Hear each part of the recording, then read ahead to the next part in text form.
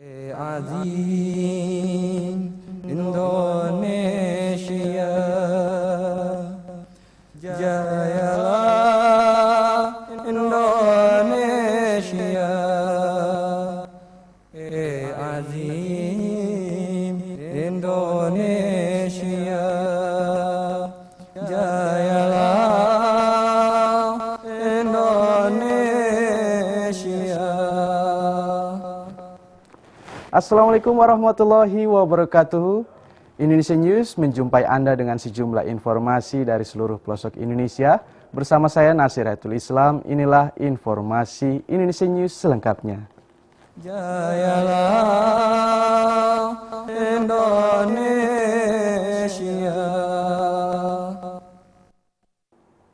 Pemirsa, kita akan masuk pada berita pertama. Komite Hukum Pengurus Besar Jemaat Ahmadiyah Indonesia menyelenggarakan pembekalan hukum kepada para mubalik wilayah, pengurus DPW dan pengurus DPD di sejumlah daerah yang ada di Jawa Tengah dan Jawa Timur, maupun di sebagian daerah yang ada di Pulau Sumatera. Dalam rangka menyamakan pemahaman persepsi tentang legalitas Jemaat Ahmadiyah Indonesia, maka Komite Hukum PBJAI mengadakan pembekalan hukum kepada para mubalik wilayah di Parung Bogor.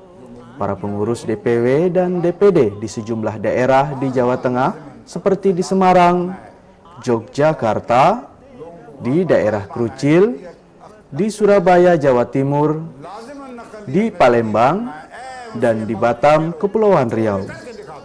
Sedangkan pembekalan hukum untuk wilayah Kalimantan, Sulawesi, Papua, dan wilayah lainnya akan menyusul kemudian.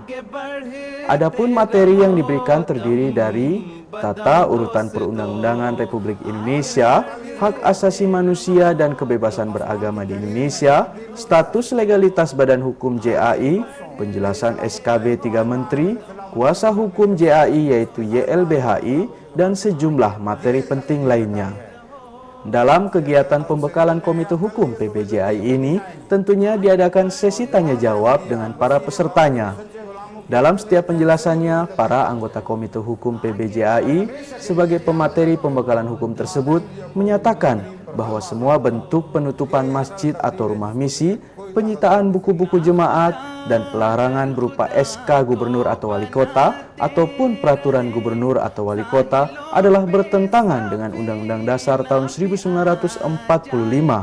Dan sejak saat ini, Jemaat Ahmadiyah Indonesia masih berstatus sebagai badan hukum resmi yang sah diakui oleh pemerintah Republik Indonesia. Dan hingga sekarang, Jemaat Ahmadiyah Indonesia tidak pernah dinyatakan bubar dalam persidangan apapun di Indonesia. Secara hukum eksistensi jemaat masih berlaku. Jadi kalau masalah kita takut kepada pemerintah, tidak. Justru pemerintah sebenarnya masih mengakui keberadaan legalisasi jemaat. Pemerintah mengakui, Pak, karena tidak ada satupun peraturan produk hukum apapun yang menyatakan jemaat dibubarkan, Jemaat Ahmadiyah Indonesia itu dibubarkan. Belum ada peraturan pun yang menyatakan Jemaat Ahmadiyah Indonesia dibubarkan, dikukuhkan atau dilarang. Jadi kita juga tidak perlu punya persepsi kita takut terhadap SKB tersebut. Itu kan ya saya katakan tadi, itu memang mau tidak mau itu sudah jadi pagar yang membatasi ruang gerak kita. Yang tadinya kita agak lebih leluasa dalam rasa dan tablik, yang mungkin sekarang menjadi agak terbatas dengan adanya itu. Karena Jemaat Ahmadiyah Indonesia dianggap oleh pemerintah Republik Indonesia telah berperan penting dalam perjuangan kemerdekaan Republik Indonesia. Prinsip organisasi Jemaat Ahmadiyah Indonesia berkenaan dengan keberadaannya dalam negara Republik Indonesia berdasarkan Pancasila dan Undang-Undang Dasar 1945 meliputi antara lain Jemaat Ahmadiyah murni sebagai organisasi keagamaan dan tidak berpolitik, senantiasa patuh dan taat kepada pemerintah yang sah, senantiasa menjunjung tinggi institusi negara serta seluruh lembaga yang mendukung institusi negara. Kemudian di sini akan saya sebutkan bahwa selama perjalanan hingga sekarang, ya,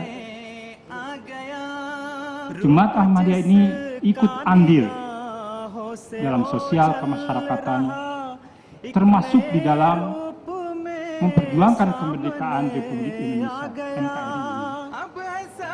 Banyak tokoh-tokoh Ahmadiyah seperti Bapak Syed Shah Muhammad, Mubalik Ahmadiyah, yang selalu mendampingi Insinyur Soekarno dalam menyusun kemerdekaan.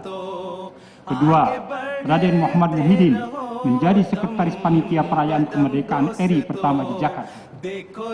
Ketiga, Bapak-bapak ingin tahu, barangkali banyak yang tidak tahu, bahwa pencipta lagu Indonesia Raya itu adalah seorang Ahmadi.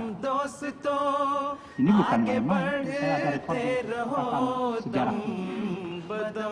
Kemudian Mubalik Ahmadiyah yang berada di Indonesia aktif, ya, baik melalui siaran radio dalam menyiarkan pengakuan kemerdekaan RI dalam bahasa Hindi dan Inggris. Ya. Yang kedua, seruan dan anjuran dari Imam Ahmadiyah kepada para pemimpin negara Islam supaya mereka serentak menyatakan sikapnya untuk mengakui kemerdekaan Indonesia, menganjurkan seluruh anggota jemaat sedunia supaya berpuasa sunnah Senin Kemis dan berdoa kepada Allah Subhanahu wa Ta'ala. Ingat, pada masa itu negara Republik Indonesia yang baru merdeka memerlukan dukungan internasional, dukungan moral bagi terbentuknya negara Republik Indonesia. Kemudian perintah Imam Jemaat Ahmadiyah kepada Mubalik sedunia agar menulis di berbagai media tentang perjuangan bangsa Indonesia untuk mendapatkan kemerdekaan. Demikianlah sekilas berita pembekalan hukum oleh Komite Hukum PBJAI. Abu Hayat melaporkan untuk Indonesian News. Dari Provinsi Jawa Timur, kita akan menyimak salah satu kesenian khas Jawa Timur dan Jawa Tengah. Kesenian khas ini dikenal dengan istilah wayang kulit. Wayang kulit ini adalah salah satu teater kesenian rakyat di Jawa Timur maupun di Jawa Tengah yang sangat digemari oleh para penontonnya. Wayang kulit adalah seni tradisional Indonesia yang berkembang di Jawa Timur. Wayang berasal dari kata ma-hyang, artinya menuju kepada Yang Maha Esa. Secara umum, wayang mengambil cerita dari naskah Mahabharata dan Ramayana, tetapi tidak dibatasi hanya dengan pakem atau standar tersebut. Dalang bisa juga memainkan lakon carangan atau gubahan. Bahkan beberapa cerita diambil dari cerita Panji.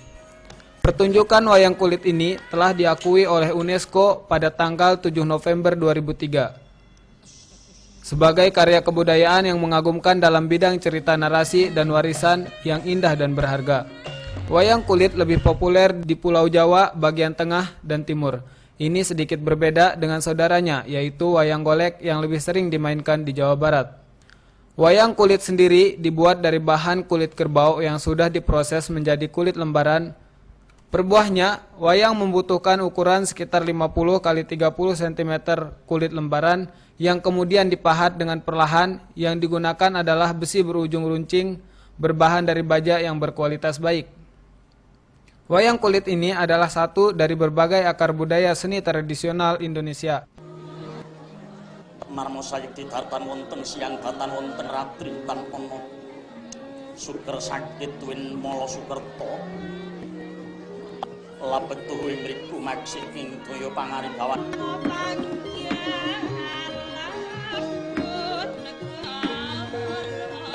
Nama pada Senggora Api. Senggora Api.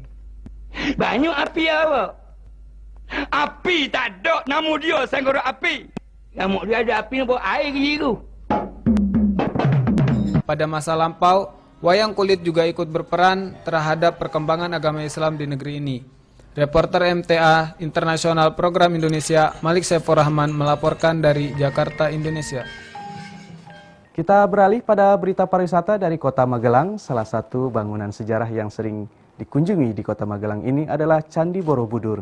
Lalu bagaimana sejarah singkat tentang Candi Borobudur di Kota Magelang ini? Inilah informasi selengkapnya sebagai informasi penutup kami.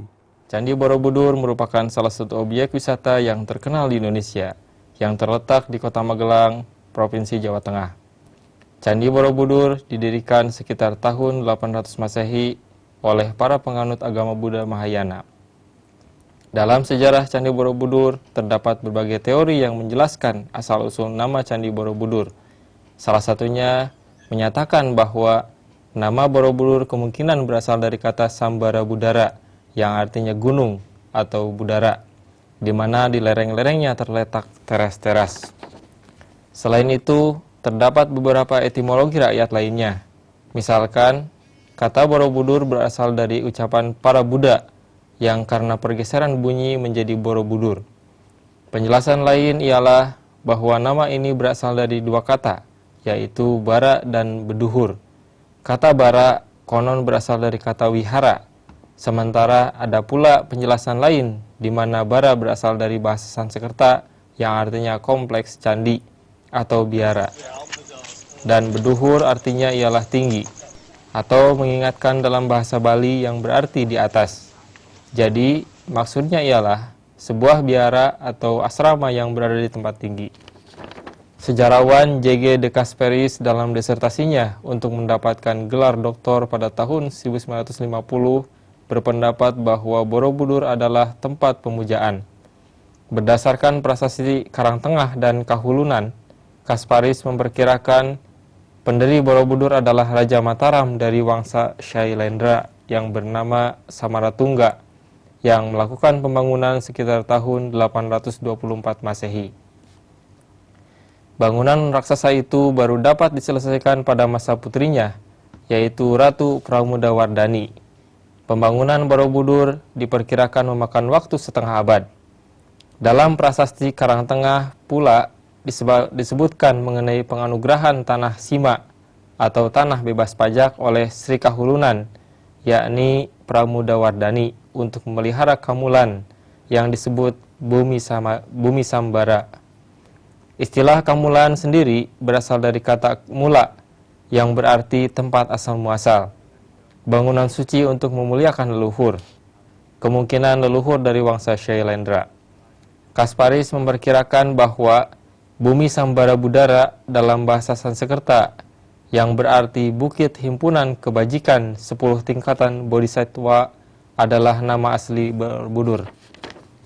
Letak candi ini di atas perbukitan yang terletak di desa Borobudur, Mungkid, Kota Magelang, atau 42 km sebelah laut kota Yogyakarta. Dikelilingi oleh Bukit Menoreh yang membujur dari arah timur ke barat.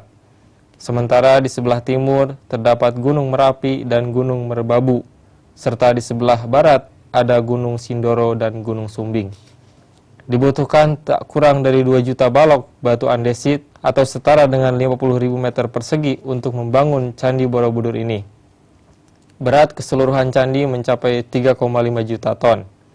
Seperti umumnya bangunan candi, Borobudur memiliki 3 bagian bangunan, yaitu kaki, badan, dan atas. Bangunan kaki disebut Kamadhatu, yaitu menceritakan tentang kesadaran yang dipenuhi dengan hawa nafsu dan sifat-sifat kebinatangan. Kemudian bangunan badan yang disebut Rupadatu, yang bermakna sebuah tingkatan kesadaran manusia yang masih terikat hawa nafsu, materi, dan bentuk.